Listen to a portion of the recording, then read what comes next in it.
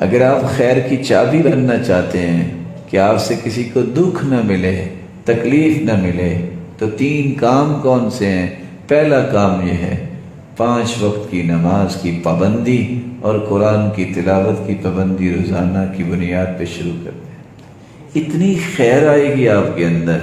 کہ آپ کے ہاتھ اور پاؤں اور زبان اور ذہن کنٹرول میں آ جائے گا، اللہ کی مراقبت میں آ جائے گا، غلط سوچ نہیں پیدا ہوگی۔ ہاتھ بھی اٹھیں گے تو اللہ کی مرضی کے مطابق اٹھیں گے۔ کثرت سے اپنے آپ کو ذکر کی عادت بنائیے، چلتے پھرتے نیک اور صالح لوگوں کی مجلس اختیار کیجیے، آپ کا دل دھلے گا، اس کے روگ اتر جائیں گے اور دل نرم و ملائم ہوگا، اس میں اللہ کا خوف آ جائے گا۔ جب اللہ کی خشیت اور خوف آ جائے تو پھر اس کا اثر انسان کے انگ انگ پہ ظاہر ہوتا ہے،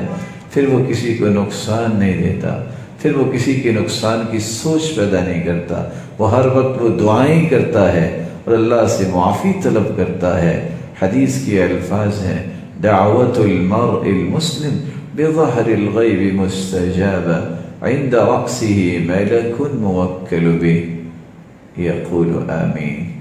وَلَكَ بِمِثْلِهِ۔ جب بندہ کسی کے لیے دعا کرتا ہے، ایک نورانی فرشتہ آسمانوں سے اترتا ہے، وہ آ کے پاس کھڑا ہو جاتا ہے، کہتا ہے اللہ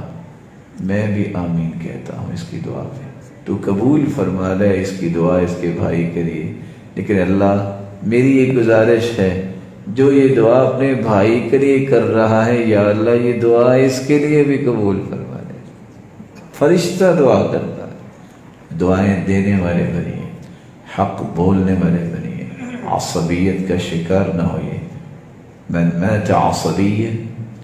جو عصبیت کی موت مرتا ہے، یہ عصبیت ہے میرا خاندان اچھا ہے اس کا خاندان اچھا نہیں، یہ عصبیت ہے میری جماعت اچھی ہے اس کی جماعت اچھی نہیں، یہ عصبیت ہے کہ میرا علاقہ اچھا ہے اس کا اچھا نہیں، یہ لسانی عصبیت، علاقائی عصبیت، صوبائی عصبیت، یہ کسی قسم کی عصبیت، اس کو جڑ سے اکھاڑ کے اپنے اندر سے نکال دیجئے۔ مسلمان ہیں سب، مسلمانوں کی ہم عزت کریں گے، احترام بجا لائیں گے، ان کی تکریم کریں گے اور ان کے ساتھ اخلاق اور احترام اور نرمی سے پیش آئیں گے۔